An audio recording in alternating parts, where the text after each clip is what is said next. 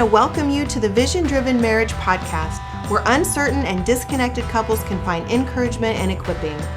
We're Doug and Leslie Davis, and in this episode we explore the concept of covenant and how to apply 3 simple biblical principles to solidify your marriage. Welcome to the Vision Driven Marriage. We are so glad that you're here. And today, Leslie and I want to dig a little deeper into one of the concepts that Heather Erdmann shared with us. In her book, she talked about the difference between covenant and contracts. And that topic is very relevant in today's marriages because we often behave as if we're in a contractual relationship. And we're really not when we're in a marriage. Now, when we get married, the state that we live in does consider it a contract. But God considers our marriage to be a covenant. And we've got an example from Him of what a covenant really looks like. So, Leslie, how would you describe the difference between a covenant and a contract? Well, I think in order to describe it, I think we need to define what a contractual relationship looks like. Yesterday, our water heater went out, and we just immediately called the repair guy and said, "Hey, come fix our water heater," because we didn't want to have to take cold showers in the mornings. That's a contractual relationship. He came to fix the water heater, and we will pay the bill. If he hadn't fixed the water heater, we wouldn't have paid the bill. And so, but he did, and thankfully we have hot showers. But a covenant looks different than that. A covenant is the way that God chooses to interact with us. And in a covenant, the person who makes the promise will do what they promised to do, not because you hold up your end of the deal, but because they promised they would do so. And so when God calls us into a covenant relationship as husband and wife, it's easy for us to think, my spouse just isn't doing what they should be doing, but that's not what covenant's about. A covenant says, I will do what I promised to do simply because I promised to, not because you hold up your end of the deal or because you're doing the things I want you to do or not doing the things I don't want you to do. That has nothing to do with why we fulfill a covenant. And God honors those efforts of fulfilling a covenant in your marriage because, it takes effort and God will honor that effort. And sometimes it's not always easy because it's a lot of times we're, playing it out as if we're living in a contractual relationship. I'll scratch your back if you scratch mine. And that's not really what God calls us to do. And see, God gives us an example of what covenant relationships should look like. Every time God made a covenant with us, His people, whether it was with Moses or Noah or Abraham or Jacob, every time He made a covenant, there was a promise and there was an event surrounding the promise, and then there was a symbol. So like with Noah, after the flood was over and God made a promise to Noah that he would never again destroy the whole world by a flood. The event, of course, was the end of the flood, and the promise was, I'll never destroy the whole earth by flood again. And the symbol of that promise was the rainbow that he gave to him, so that every single time he saw that rainbow, he would be reminded of God's promise that He is always faithful to keep. Well, in our relationship, one of the things that's so cool, because God's called us to have a covenant relationship, when I look at the wedding ring that I have, it's not as much of a reminder of the promise that I made. That one's important. I need to remember it. But Leslie slid that ring on my finger, and as she held that ring in place, she made a promise to me. And every time I look at that ring, it's a reminder of the covenant promise that she made to me, and then that reminds me of the promise that I made to her. And again, I'm so grateful that it's not just when I do what I'm supposed to do that her promise is held. She keeps her promise because she promised to do so, and I keep my promise because I promised to do so. Mm-hmm. So how does that play out? We have 33 years of marriage under our belt, and we have seen that play out. Those covenant relationships play out a lot of different ways. Yeah. So let's talk about some examples on how that plays out in our marriage. Well, we want to share with all of you just three simple ways. There's so many ways that a covenant will truly bless you, but let's make it simple and let's make it something that we can take today and just plug right in. So, what does it mean to keep a covenant promise? What does that really look like? How can we identify it? But more importantly, how can we start living by it with a simple way to plug it in? Well, let's start by looking at keeping our covenant in the things that we say. Because when we have the privilege to come together as husband and wife, God says that he sees us as one.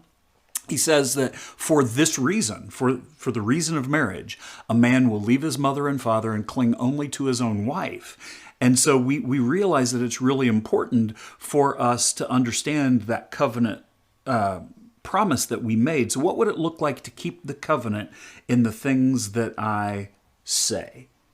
One of the ways I know that has played out in our marriage is that you said early on in your pastoral work that you would never use me or our family as an example from the pulpit without my permission first.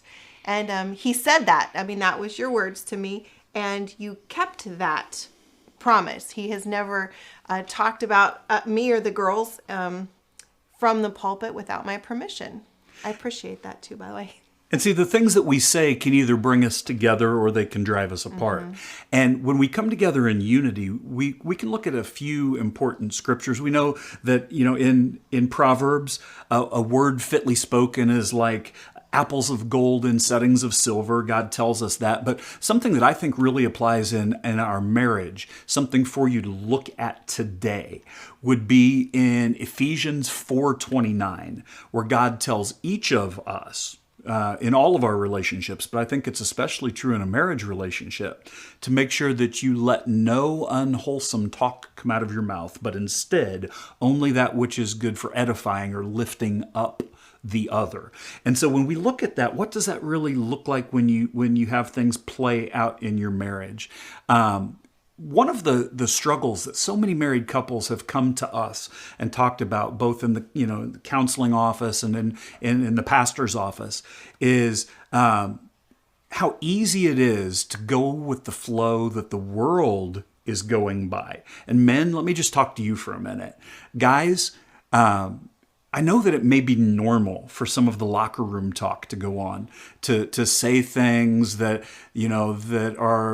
that should be intimate and reserved just for you and your wife, but to talk about it with the other guys. I'm just telling you right now, one of the things I can do to honor and keep the covenant that I've made with my wife is to make sure that I don't participate in that kiss and tell locker room talk. It's not anybody else's business. It's something that should draw us closer together and make us more intimate. And the world might compare notes and talk about things they shouldn't talk about, but you can really honor your wife through the things that you say, and part of that includes the places and things you don't say. And likewise, women, I'll speak just to you right now too. One of the things that I do to honor Doug in the things that I say is I don't badmouth him or gossip about him with my girlfriends. And that, if I have something that I need to talk to him about that maybe that has rubbed me the wrong way or whatever, I won't badmouth him to the girlfriends. I'll go to him first and say, hey, we need to talk about this issue.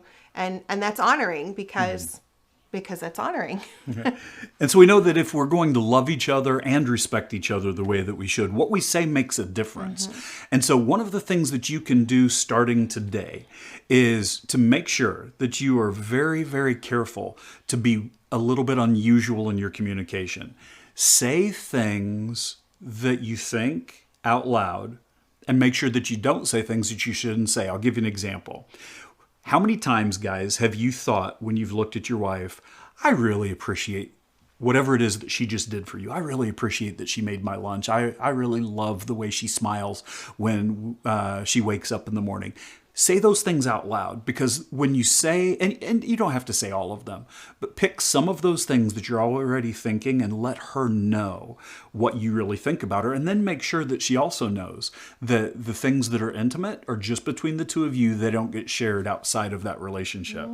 And I think for me too, it's sharing the things that I appreciate about you and saying those things out loud, because I often think, gosh, I really appreciate the fact that he took the garbage out this morning.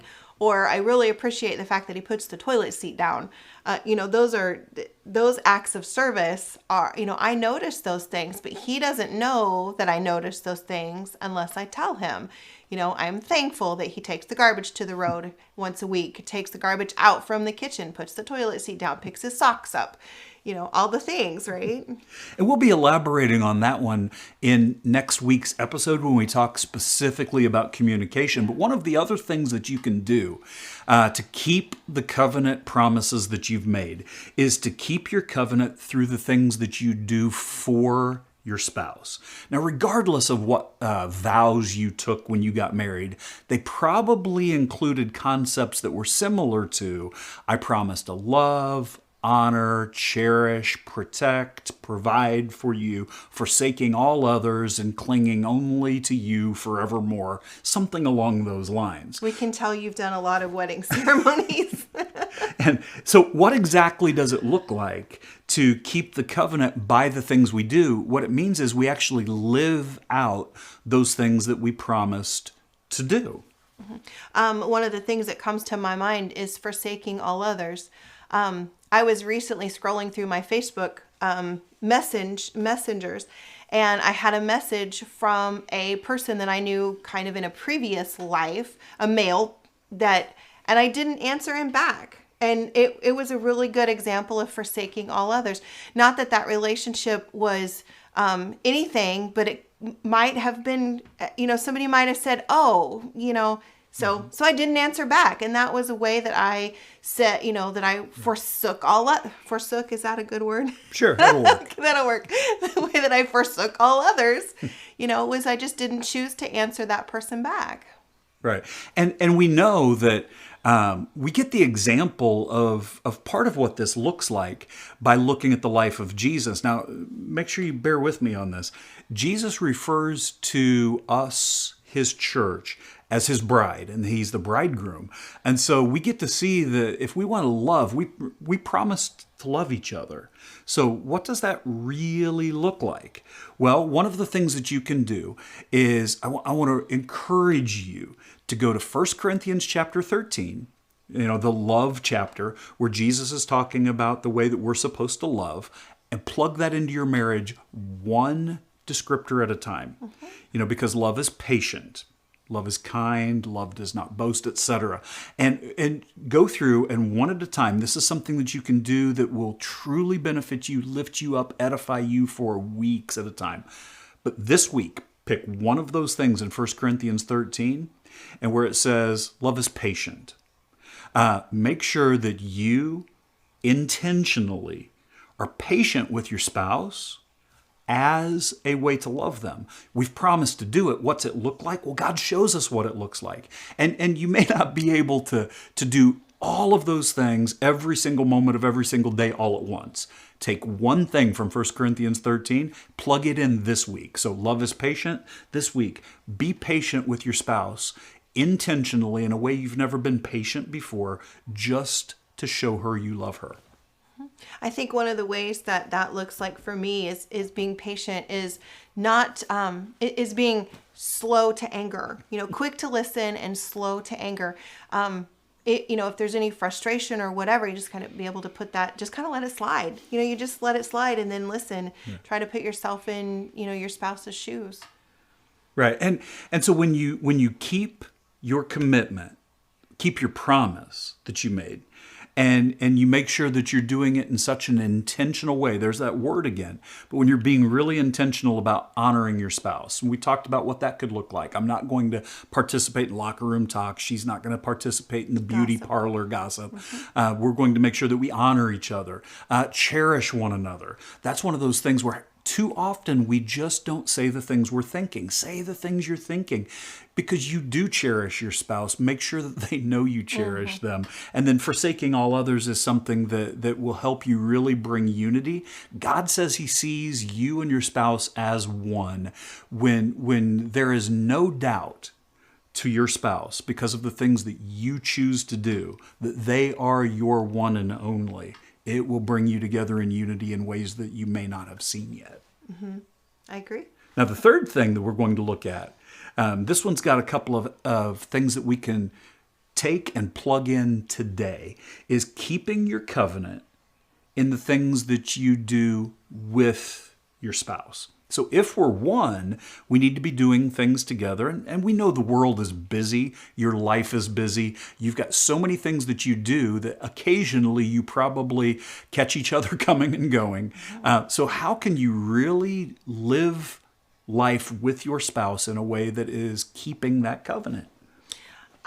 I think that, looking back on some of the struggles that we've had, some of the hardships that have been placed in front of us. I think one of the really hard ones was when my mom passed away, and I was grieved. It was really hard, and you came along beside me and kind of grieved with me, and that was I appreciated that very much, and that was even before we were married.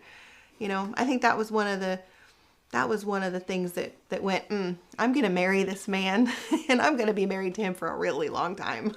Well, and this is a way that maybe it'll help to be able to process a little bit about what God's calling us to do to live together in our covenant relationship. There are times when every one of us feels like we're all by ourselves. And those are times that are dangerous. Those are times that could, if left where we feel like we're by ourselves, could actually put a wedge between us as husband and wife, and could cause us to feel like we have to do everything completely alone. Now, it also provides an opportunity to come alongside and to truly show that we are one, just as God said, and to live in that promise with one another in a special way. But I want to make sure you hear this. God has called us to be together physically, emotionally, and spiritually. We need to examine each of those just for a brief moment. And so being together physically, we can understand that, and being intimate. Now, it's easy for us to think about the intimate physical relationships that we have, but also being together physically so that when she has to walk into a doctor's office, I'm physically there with her holding her hand. But men, one of the things that's hard for us to understand is that to truly live in covenant with one another, it may be that you're with your wife emotionally. Can you describe what that looks like?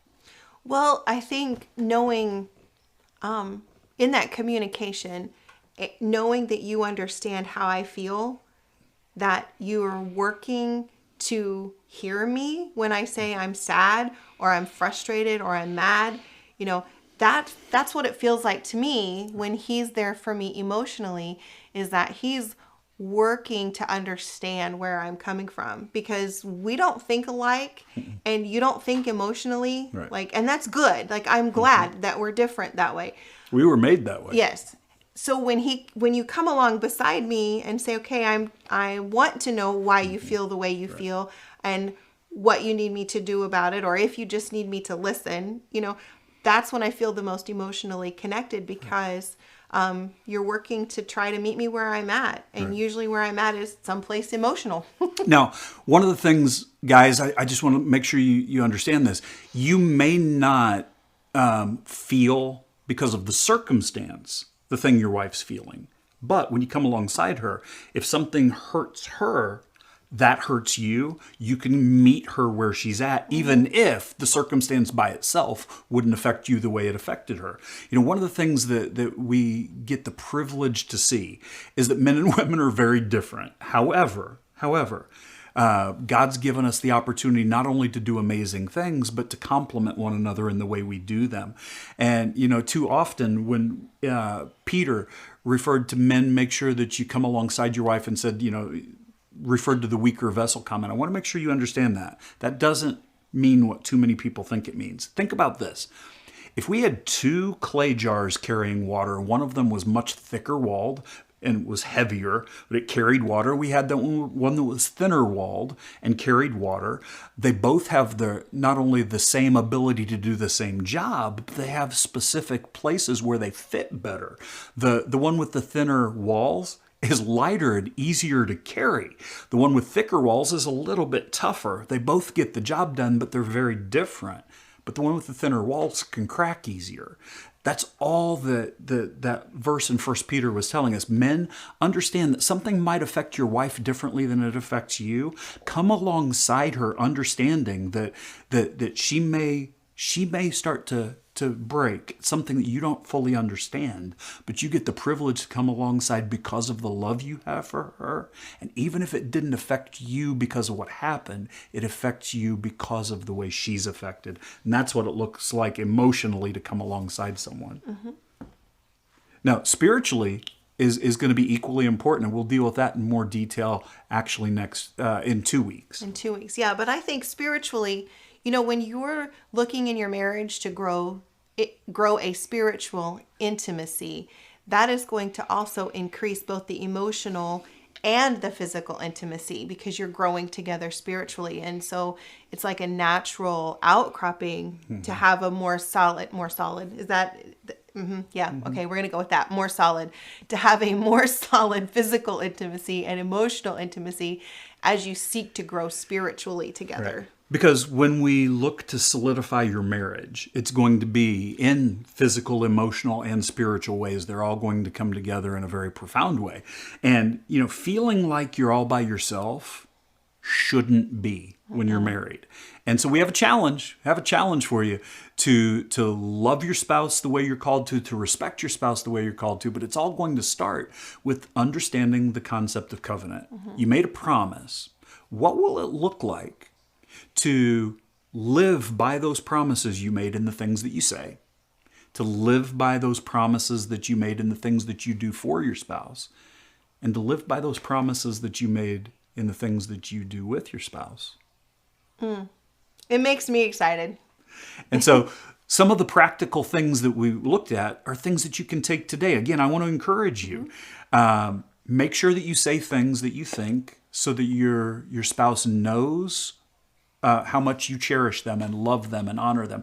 Make sure that you go through 1 Corinthians 13 this week. Pick one word. Love is patient, love is kind. Pick one of them and be intentional about making sure that you show love in that way this week, and then add the next one next week. And then also come alongside one another, even though we are very different. I'm grateful that we're very different. We have the privilege where if something affects my wife, the very fact that it affected her affects me, even if the situation itself doesn't. Right. I want to also plug a book giveaway that we have. We have Heather Erdmann's book, and I don't know about any of you guys, but I love signed books. So Heather has autographed a copy of this book for us, and I'm going to be giving it away to a lucky winner this month. And so the link to get in on the book giveaway is in the show notes, along with all of the scripture references. And another really cool bonus, we have designed a quiz that will determine if your marriage is affair-proof. Go ahead. Well, and what I wanted to share is the final thing in living in covenant together, keeping your promise by living together, is this. One of the wonderful things that God gives us the opportunity to do as we seek His plan for us, as we start thriving in our marriage, not just surviving, is that we get the privilege to be able to come together in every single way. So, what are the two things that people struggle with so much? Affairs. Physical relationships, because their physical needs aren't being met at home. They look somewhere else and they find somebody willing to give them what they believe they need. Or an emotional affair, which can lead to other things as well, because they're not getting those emotional needs met at home. And we know that God's given us the privilege to where physically, emotionally, and spiritually, I get to give my wife everything that she needs. And physically, emotionally, and spiritually, she gets to give me everything that I need. And when that happens the way God wants it to happen, my desire is only to look toward her, never to look anywhere else. And likewise, my desire is to look towards you and not at not to anyone else. And a lot of times emotional needs is what women are searching for, is their emotional needs to be met, and men looking for physical needs. And so on the quiz, there's 3 sections, and it will determine if your marriage is solid or if it's not quite so solid, or if there is a danger of an affair. And so the link is in the show notes. Take the quiz. And so we want to encourage you. Take the things that we've learned today about a covenant. Take those, unwrap them, use them today, making sure that you live by the promise you made in things you say. Live by the promise that you made to each other in the things that you do for one another. And live by the promise that you made in the things that you do with one another. And we'll see you next week. Hi, we're Doug and Leslie Davis, and this is The Vision Driven Marriage.